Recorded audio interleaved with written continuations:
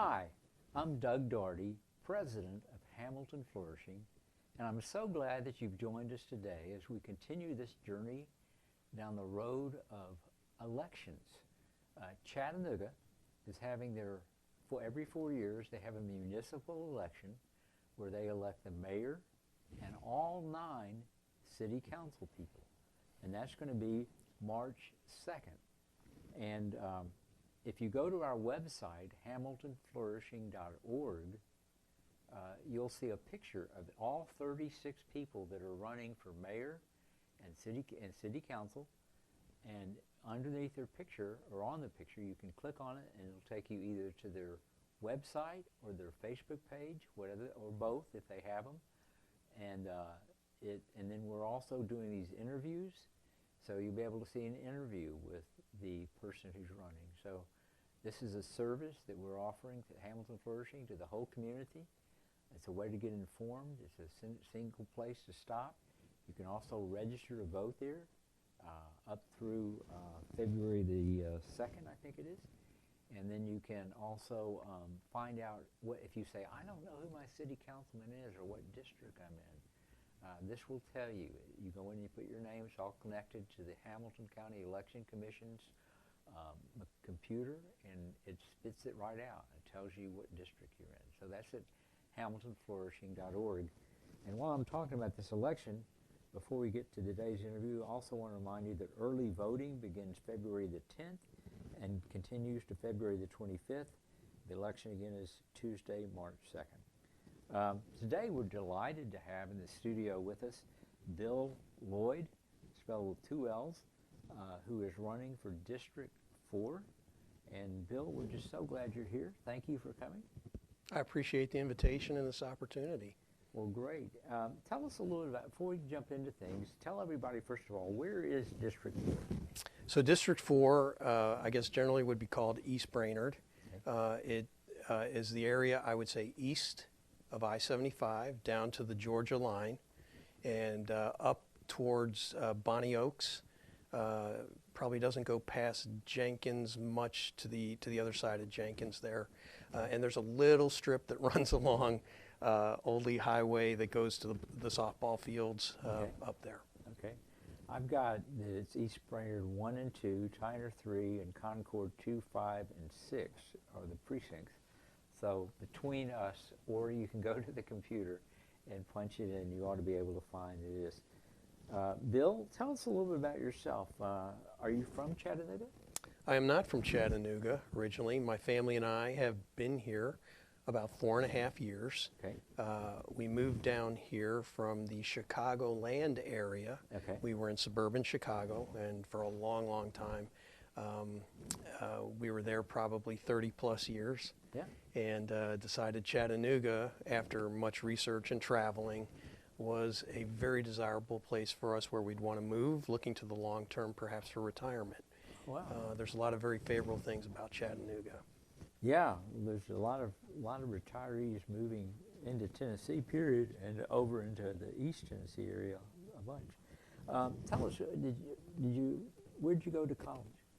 So my family moved to the Chicago area the summer I graduated from high school. So I did my college in the Chicago area. I went for my bachelor's degree, and I majored in business administration and psychology at a small college in Naperville, Illinois called North Central College. Yeah. And then I got my master's in accounting from DePaul University in Chicago. And what do you do now? Right now I'm a banker. I'm a commercial banker, and I've spent my career in banking. A commercial banker works with, and in my work, I work with owners of privately held businesses, right, entrepreneurial businesses, helping them kind of access the resources they need not only for their business, but for the longer term goals they have for themselves and their families. Married? I am. Yeah. I've been married for 37 years. My wife, Susan, she's been very tolerant of me for 37 years. Absolutely. Children? I do. We have one son, an adult son, who lives with us. Okay. And he's got some special needs. So, yeah, he's lived with us his whole life, and will live with us probably until such time as he can. Okay, and did you, do you all go to church anywhere? Sure, sure, absolutely. We're registered parishioners over at Our Lady of Perpetual Help. Oh, that's where I went to grammar school. Oh, yeah, yeah. And my son and I both are involved in the Knights of Columbus there, which is a Catholic fraternal Right, organization sure. that looks to do good works not only for the church but for the community. What do you do for fun? Do you have any hobbies or? This is going to be a little bit off the wall. Obviously, because of my son, we try to give him as full an experience of life as possible. Yeah. So he has a particular interest in movies and TV, Yeah. especially older movies and TV, and Oh, there boy. are these popular conventions, right? Cultural conventions like Star Trek, Oh. some of those type of things. So for fun, and obviously in the pre-COVID world, we would travel to the various cities across the country to go and take him to some of these So you conventions. go like to a Star Trek Sure. celebration or Absolutely. convention or something like that? Absolutely. Wow. Now, we don't cosplay. Yeah. We don't go that far, but yeah, that would be one of the key things we've done pre-COVID for fun. Now this is, you told me that you have run for office and were elected before. Tell everybody about that, because that has to do with the question about experience for being an elected person. Absolutely. We lived in suburban Chicago, in the northwest suburbs of Chicago. And as my son went through school and some of the challenges that those with disabilities, especially children with disabilities, face, I found that it'd be great on our local school board there. It's actually a high school district. I thought it would be great to have representation on the Board of Education for that population of students. And so I ran for office, and I was elected. I was elected to the school board there. How long did you serve? I served one term of 4 years. Yeah. And how did you find that? It was a wonderful experience. Was it really? It was. Now, look, any elected office requires a lot of commitment, Yes. right? It's a lot of time. Yes. It's not just showing up. But it was something that, one, it dialed you into the community. It dialed you into the school and the education of young people, right? And just really was a great way to be able to make a difference in the community. I'm just curious, did your school board have the capacity to tax? Yes, So you all could pass the tax? absolutely. Wow. And so we lived in Cook County, Illinois. This could be TMI, but in Cook County there are several. So our real estate tax bill in Cook County had up to a dozen different taxing districts that would tax into your real estate bill, including the schools.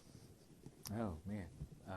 That would be overwhelming for me, just to understand it. Let me change gears here. This is more of a,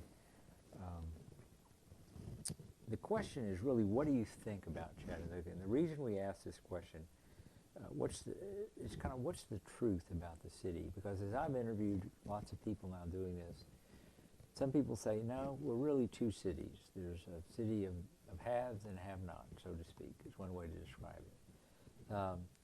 And then other people say, no, it's really a great place. We have some challenges, but we're working to meet those, and they see more unity than they see disunity. And there might be other paradigms that might describe it, but as you look at Chattanooga after being here for 4.5 years running for office, what do you think of the city? Well, me and my family, we still think the same way we did as we were looking to move down here. We think it's an awesome city that has a lot of potential, a lot of potential. When you look at some of the things that a lot of people in the city have done to reimagine what Chattanooga could be. Yeah. You look at the technology, certainly with Gig City. You look at the charitable base of this city. My experience, and it's broader than Chattanooga, I would say that the charitable and philanthropic here in Chattanooga is more densely concentrated than many cities across the country, right? And well, so at one time, we had the highest per capita giving for a United Way campaign for several years. We had the highest per capita. yeah. Now, if I can comment, Go ahead. So you talked about two Chattanoogas, and so I get it. There's definitely advantage to being from Chattanooga, but coming from outside Chattanooga, you talk about two Chattanoogas, I might say there are more than two Chattanoogas. And it's really interesting because as I look from my perspective, not being native here, the interesting thing about Chattanooga is you can see the different Chattanoogas. It's very visible from the geography, right? I mean, you've got this mountain over here, you've got this mountain over here. You have the ridge, right? And you have what's over the ridge, and then you have the valley, right? And those are all a little bit different, right? And so I think one of the kind of key challenges we face, and I think there's been some work done with that clearly, but I think especially with some of the challenges we face, not only here in Chattanooga, but across the country, but especially focused on Chattanooga, is how do we continue to strengthen the bridges that bring all of Chattanooga together so that we have a flourishing city coming out of what we faced and moving into the future. Good. Tell me, Bill, what do you think is the direction Chattanooga needs to be going either in the next 4 years? I mean, you're kind of big picture, 30,000 foot. Where's the sweet spot for Chattanooga? Right. Well, I think two things. In the immediate term, right, we need to kind of get past the impacts of COVID and the impacts of the tornado. Putting those two things together are pretty severe. And it's not just, the impact is widespread. It's individuals, families, businesses, city, and we need to figure out how do we successfully overcome that, right? How do we successfully restore people, families, businesses to a level of stability? And then it's really about then how do we grow moving forward, right? And I don't think it's just about, we need to bring businesses in and grow the number of businesses that are coming here and our economic base, yes. But I also think it's attending to those concerns and those populations in our city, right, that can participate as well with us, and maybe they haven't in the past. How can they participate with us as we look to grow forward? Okay. What do you think, Bill, is the proper role of city government? This question has to do with whether you're philosophically more inclined that government be involved in lots of things, or are you more inclined to think, no, there are other sectors, the nonprofit sector, like you mentioned, or the churches, or the Knights of Columbus, or things like that, or there things that they're better at doing and the city doesn't really need to get involved in everything? I mean, where do you kind of come down on that argument? So I come down on the side of limited government. I do not believe that government can solve or should try to solve every problem. There are some basic things that government should attend to, especially city government. But I think the real, I would say, power of government is that it can bring parties together, Okay. right? And it's how effectively is a city government able to do that, right? And that includes certainly private sector businesses. It includes not-for-profits. It includes the faith communities, right? And individual citizens who are willing to step up.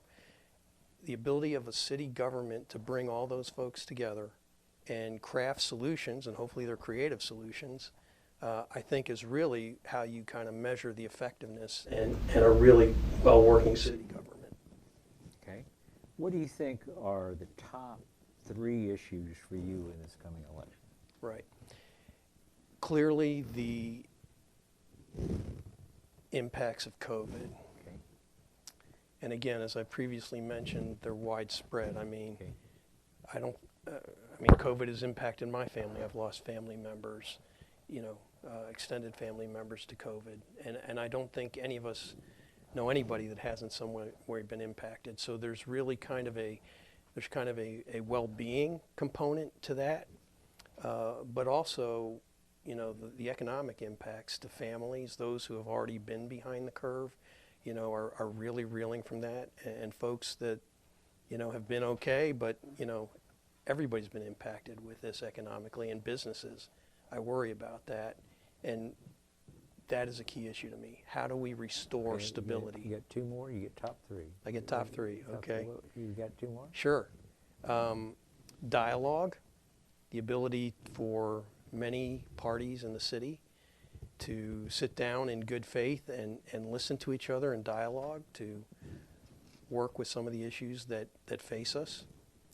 And then three, and this may be district specific, the tornado and COVID, but certainly the tornado. My family was impacted by the tornado.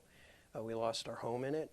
And so my thought is, from a representation standpoint, can we upgrade the representation we get from our elected city official in crisis situations? That's interesting. I hadn't thought about that as a thing. How do you feel about taxes? Are you think that income for the city revenues are down because sales tax are down because of the COVID thing, but property taxes, which are set by the county and the city, they haven't been gone up yet, but housing values have gone up appreciably. I mean, almost like 30% over the last several years. So, but that's not going to, everybody tells me that you all are going to be, if you get elected, we'll be looking at a tight budget. So are you, have you considered whether you're going to be for tax increase, or what's your position on that? Well, I think the budget clearly needs to be looked at, and what are the impacts we're going to see. I think the impacts of the budget are widespread on the revenue side, and so that's why it's important to restore the revenue as quickly as possible. I personally am not a tax first individual. In fact, that's one of the other reasons we moved down here is, as I mentioned, real estate taxes where we came from, you had 12 different taxing bodies that had taxing authority. And so I think development in Chattanooga will spur increased revenue, right? So the more property we can develop, right, the more tax revenue we will generate. Right. So I think there's a lot to be done before you look at a tax increase. Yeah. I actually think if it hadn't been for COVID, the income from the city would have been significantly higher, 6% or so. Right. Which is a big bump. Right. Well, we're taking a deduction, with the tornado and the destroyed properties, you're losing revenue there. Right. With some of the business issues that have happened there, some of the bankruptcies, I mean, even the Hamilton Place Mall, CBL's filed bankruptcy, some of those tenants.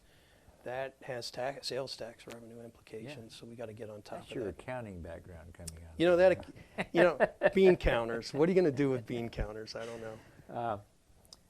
You mentioned economic growth, but one of the jobs, it seems to me, of the city is job recruitment, or to be partners with the chamber or whoever they delegate to do that. But I still think it's real important. What's your view on recruiting jobs and business growth and things like that? Yeah, it's important. I think the chamber does a good job with that. I think the city generally has a good view on that, right? And I think everybody wants to recruit businesses and jobs to the city. The question is, what kind of businesses are coming? What kind of jobs? And are those jobs going to be imported jobs, or are we going to be able to train folks that are already living here in Chattanooga to take those kind of jobs? And I think that's going to be, certainly the chamber has a plan. I think whoever gets to be mayor is going to have an impact on that. So, but I do think absolutely it's important. Well, for mayors, I think it's be one of their top lines of their job description, after the safety of the community. In my opinion, the economic well-being is, after they see the law and order and safety and things like that. That's a big deal. We had some demonstrations that went on for about almost 2 months in Chattanooga last year, and it ended up that there was a call to create a community control board of the police, which would have not totally defunded them, but would have taken money away from them and created a citizen chartered, they weren't elected, but a board of people who would have subpoena and hiring and firing power of the police department. So it was defunding police and controlling them by an unelected body of people who weren't trained in police work at all. They had 6,000 people sign the motion to get it put on the ballot. They failed by about 286, so it didn't make it to the ballot. But it was a big issue, and it's still a big issue with some people. That's something that the city council they've tried to respond with their own board, emergency control board. Where do you see on that? What do you think? I think... I mean, would you be for defunding the police? No, I would not be for defunding the police. I mean, our ability to grow and, that's one of the basic, in my opinion, foundations of government, right, is public safety. And absolutely defunding the police is not that is not a sound, that's not a sound strategy at all. And so, yeah, that's just not. Are you happy with the way the city has handled the COVID response? I think and the county and the state. Right. There have been many folks that have jumped in. And a lot of people have stepped in. Yeah. I think they have done the best that they can do. There's a lot about COVID, I think, that is still not known. True. It came upon us pretty quickly, and to marshal the resources and the parties that have been involved in trying to deal with it, I think they've done absolutely the best they can for something that's been so rapidly developing, and that still we need to kind of figure out what it is. Folks don't really know what it is. It's disturbing to me a little bit that we've become in many ways a society where we like to sit in the bleachers, and social media allows this to throw out opinions. But if you have empathy and put yourself in the shoes, right, of those elected officials and those who are working in the various public health agencies, and just think about what they're trying to deal with, I think that's really something we should pay a little bit more attention to. I'm going to kind of move along, Bill. Talking to Bill Lloyd, who's running for City Council District 4. Bill, one of the big issues that has come up is affordable housing. It's been something they've kicked around a lot at the city level. Do you have a view on that? Well, it's important, right? There's a shortage of affordable housing. But should the city step in and do something about it? Again, I think the city can be a part of that discussion. Okay. I think it can bring parties together, and I think there's a lot of parties out there that have ideas around affordable housing. What does it mean? But I think that's a discussion, obviously, that's very relevant, needs to continue, and I think the city can be part of that discussion and bringing folks together.